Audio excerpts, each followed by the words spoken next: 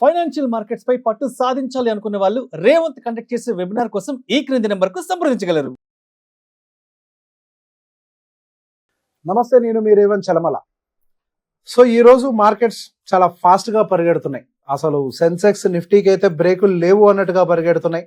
Almost 25,000 వరకు కూడా Nifty almost reach అయిపోయింది. నేను యాక్చువల్గా వీడియో చేసే టైంకి లైవ్ మార్కెట్ రన్ అవుతుంది. 24,900 వరకు కూడా ఆల్మోస్ట్ మార్కెట్ రీచ్ అవడం అయితే గమనించాం.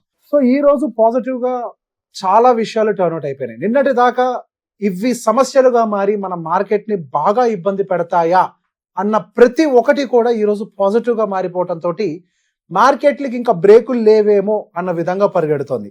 నిన్నటి వరకు మనం పడ్డ టెన్షన్స్ ఏంటి? డెఫినెట్ గా ఈ geopolitical tensions, tariff related tensions, ఇవన్నీ కూడా over the period of time settle అయిపోతాయని మనం అనుకున్నాం. టారిఫ్ రిలేటెడ్ మనం అనుకున్నాం టారిఫ్ సస్టైన్ అయ్యేది కాదు. టారిఫ్ వల్ల వాళ్ళు ఏ దేశం మీద ఎక్కువ టారిఫ్ వేసి ప్రపంచాన్ని ఇబ్బంది పెట్టాలనుకున్నా కానీ యూఎస్ఏ ఇబ్బంది పడుతుంది. ఖచ్చితంగా వాళ్ళు టారిఫ్ల మీద ఎక్కువ కాలం నిలబడలేరు అనుకున్నాం. ఈవెన్ ఇప్పుడు వాళ్ళు ఎక్కువ రోజులు 90 days కూడా నిలబడలేని పరిస్థితిలోకి వచ్చారు. చైనా తోటి ఒక మంచి ట్రేడ్ డెవలప్మెంట్ అయితే తీసుకొని వచ్చారు. అండ్ నిన్న నైట్ వరకు మొన్న నైట్ వరకు కూడా ఎక్కడ యుద్ధం మొదలవుతుందో అని చెప్పేసి భయపడిపోయింది ప్రపంచం అంతా, భయపడింది. సో మన మార్కెట్స్ కూడా రియాక్ట్ అయ్యాయి. ఇన్ఫాక్ట్ మన మార్కెట్స్ గట్టిగా 2% రియాక్ట్ అయ్యి ఉంటాయి. కేవలం యుద్ధం ఆగటం వల్ల మన మార్కెట్ ఇంత రియాక్ట్ అయింది అంటే డెఫినెట్గా అది కాదు. దానితో పాటుగా మనకి యుఎస్ అండ్ చైనా డెవలప్మెంట్ కూడా అవ్వటం తోటి, ఆ ట్రేడ్ డెవలప్మెంట్ కూడా యాడ్ అవ్వటం తోటి ఒక సడన్ స్పైక్ వచ్చింది. And of course India and Pakistan cease fire impact కూడా చాలా పడ్డది. సో ఇండియా అండ్ పాకిస్తాన్ కి సంబంధించి ఈ ఎస్కలేషన్ ఇంకెక్కువ దూరం వెళ్ళకపోవచ్చు అని చెప్పి నేను ఫస్ట్ నుంచి ఆర్గ్యూ చేస్తున్నాను. సో మనం కేవలం దీన్ని ఏదో ఒక యుద్ధం పాయింట్ ఆఫ్ వ్యూలో చేస్తే యుద్ధం జరగచ్చు, వాళ్ళు వేస్తున్నారు కదా మనం కూడా ఇట్లా అటాక్ చేస్తామని అనుకుంటాం. కాకపోతే ఏది చేయాలన్నా కానీ ఎకనామిక్ సపోర్ట్ అనేది చాలా అవసరం. యుద్ధం అని అంటే అది కేవలం 2 దేశాల మధ్యలో జరిగేది కాదు, ఆ దేశాలతో ఉన్నటువంటి ఎలైస్ తో కలిపి చేసేది, అంటే దానితో పాటు ఉండే దేశాలను కలుపుకొని చేసేది ఒక యుద్ధం. ఇప్పుడు ప్రపంచంలో మిగతా దేశాలు ఉన్న పరిస్థితులకు అనుకూలంగా మా పరిస్థితులకు బట్టి మనం చూసినట్లయితే ఎవరు కూడా యుద్ధం చేయడానికి సిద్ధంగా లేరు. రష్యా ఎప్పుడు ఇండియా సపోర్ట్ ఉంటుంది నిజమే, కాకపోతే రష్యా కూడా మొన్నటి వరకు యుద్ధం చేసి అలసిపోయిన పరిస్థితి. అండ్ ఈవెన్ ఇజ్రాయెల్ కూడా హమాస్ యుద్ధం చేసి అలసిపోయింది. యుఎస్ కూడా ఈ టారిఫ్ రిలేటెడ్ టెన్షన్స్ వల్ల వాళ్ళ ఎకానమీ ఆల్రెడీ వీకెన్ అవుతూ ఇబ్బందులు పడుతున్నారు. ఈవెన్ చైనా కూడా వెళ్ళి డైరెక్ట్ గా పాకిస్తాన్కి సపోర్ట్ ఇచ్చే పరిస్థితుల్లో లేరు. వాళ్ళ ఎకనామిక్ సిచ్యువేషన్స్ తో వాళ్ళు ఇబ్బంది పడుతున్నారు. కొంతమంది అంటారు ఏదంటే వాళ్ళు సపోర్ట్ అనౌన్స్ చేసింది కేవలం టెరిటరీ ప్రొటెక్షన్ వరకే, అంతేగాని ఇట్లాంటి టెర్రరిస్ట్ యాక్టివిటీస్ కోసం అయితే కాదు. సో బేసిక్ గా మేము ఎవరు కూడా ఈ ప్రపంచంలో యుద్ధానికి సిద్ధంగా లేరు. ఆల్రెడీ సమస్యల మధ్యలో ఉన్నాం. గత 5 సంవత్సరాల నుంచి ఊపిరి పీల్చుకొని గ్యాప్ తోటి ఒకదాని తర్వాత ఒక సమస్య ట్రిగ్గర్ అవుతూనే ఉంది. ఇటువంటి సమయాల్లో మరి కొత్త యుద్ధాలు వద్దనే ఈవెన్ మన భారతదేశం కూడా పాకిస్తాన్ మన మీద కంటిన్యూస్ అటాక్ చేస్తున్నా కానీ పెద్ద ఎత్తున కాలు దువ్వకుండా సహనంతో ఎదురు చూసింది. ఈవెన్ అటు మీకు రష్యా నుంచి చూసినా యుఎస్ నుంచి చూసినా ఎవరైనా సరే వరల్డ్ లీడర్స్ అందరూ కూడా ఈ యుద్ధం జరగటం ఎవరికి మంచిది కాదు. ఈ యుద్ధం జరిగితే ఇండియా గెలిచేదానికంటే కూడా ఈ యుద్ధం జరిగే నష్టం ఇంకెక్కువగా ఉంటుంది దేశ ప్రజలకి. అంటే ట్రేడ్ అంతా డిస్టర్బ్ అయిపోతుంది, కంట్రీ ఎకానమీ డిస్టర్బ్ అవుతుంది. ఇప్పుడే ఇండియా గ్రో అవుతుంది. ఇటువంటి సమయంలో ఎకానమీని మళ్ళీ వెనక్కి తీసుకెళ్ళకూడదు.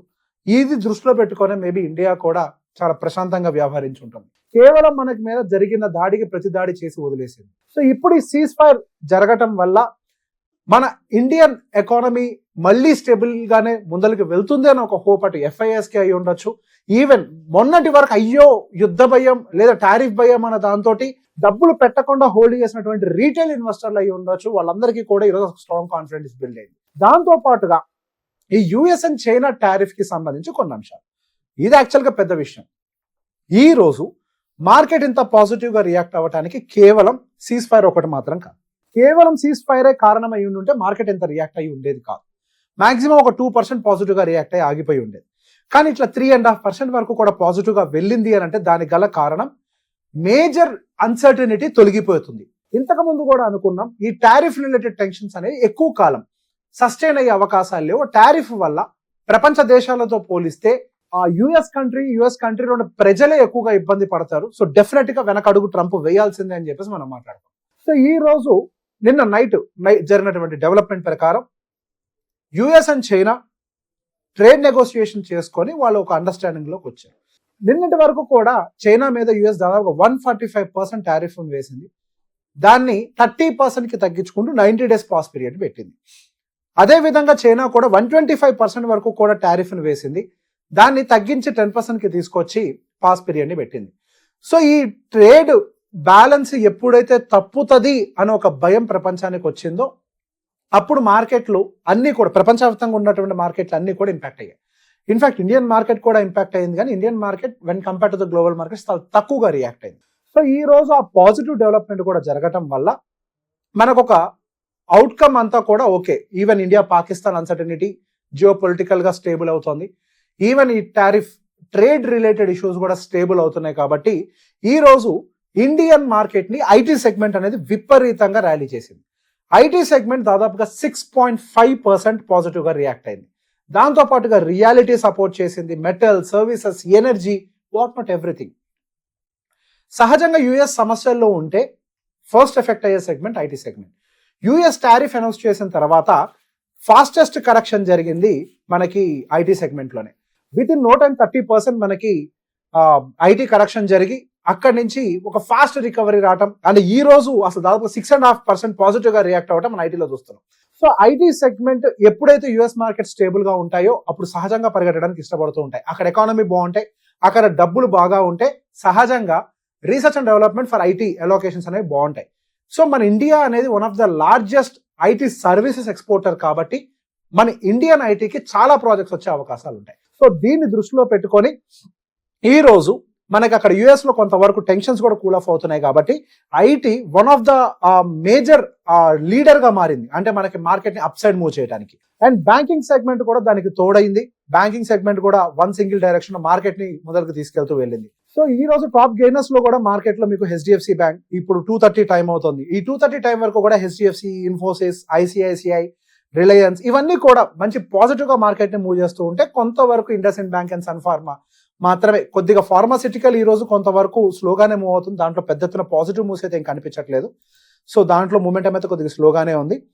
అండ్ దాంతో పాటుగా ఒకసారి మన ఆప్షన్ చైన్ డేటాను కూడా గమనించినట్లయితే ఓపెన్ ఇంట్రెస్ట్ కూడా స్లోగా బులిష్ సైడ్ అయితే మారుతుంది. అంటే కొంతవరకు డౌన్ సైడ్ మనకి రిస్క్ అనేది ఎక్కువగా లేదు, డౌన్ సైడ్ రిస్క్ అనేది మిటిగేట్ అయిపోయింది అని చెప్పేసి మేబీ మార్కెట్ నమ్మిందేమో. సో దానివల్ల డౌన్ సైడ్ రిస్క్ అనేది కంపారిటివ్లీ తగ్గిపోయింది. సో గోయింగ్ ఫర్దర్ మనకి డౌన్ సైడ్ అయితే 24,000 స్ట్రాంగ్ గా ప్రొటెక్ట్ అయ్యే అవకాశాలు ఉన్నాయని చెప్పేసి నేను గట్టిగా నమ్ముతున్నాను. అండ్ దీంతో పాటుగా మార్కెట్ నెక్స్ట్ కొద్దిగా సపోర్ట్స్ అయితే బాగానే బిల్డ్ అవుతుంది 24,000 దగ్గర. ఇంతకు ముందు కూడా అనుకోండి 24,000 could be the strongest support. So maybe going further ఏమైనా 25,300 దగ్గర కొంతవరకు రెసిస్టెన్స్ ఎదుర్కొనే అవకాశాలు ఉంటాయి, సైకలాజికల్ రెసిస్టెన్స్ అదంతా కూడా. సో గోయింగ్ ఫర్దర్ మేబీ ఇదంతా కూడా ఒక టైం కి స్టేబుల్ అయిపోతుంది మార్కెట్. కాకపోతే that doesn't mean market 26,300 break చేసి వెళ్ళిపోతుందని ఆశలు పెట్టుకోవద్దు. ఒక పాజిటివ్ న్యూస్ వచ్చినప్పుడు సహజంగా ఇటువంటి ఒక మంచి మూమెంట్ అప్ సైడ్ అయితే వస్తుంది. దీన్ని అంతవరకే చూడాలి. మళ్ళీ మార్కెట్స్ లో రెగ్యులర్ సైక్లికల్ ప్రాసెస్ లో మళ్ళీ కిందకి పైకి తిరిగే అవకాశాలు ఎక్కువగా ఉన్నాయి. మనకి ఫాస్ట్ గా పడేటప్పుడు కానీ ఫాస్ట్ గా పెరిగేటప్పుడు కానీ ఏమునుకో డైరెక్ట్ గా నమ్మొద్దు. మార్కెట్స్ కిందకి వెళ్ళడానికి అవకాశం తక్కువ. ఇక్కడ నుంచి in the sense recent lows ని బ్రేక్ చేయడము కష్టమే, అట్లా అని చెప్పేసి పైకి వెళ్ళడము కష్టమే. లాంగ్ టర్మ్ కన్సాలిడేషన్ ఈ స్టిల్ యాంటిసిపేటెడ్. సో ఈ వీడియో అందరికీ షేర్ చేయండి. Thank you very much.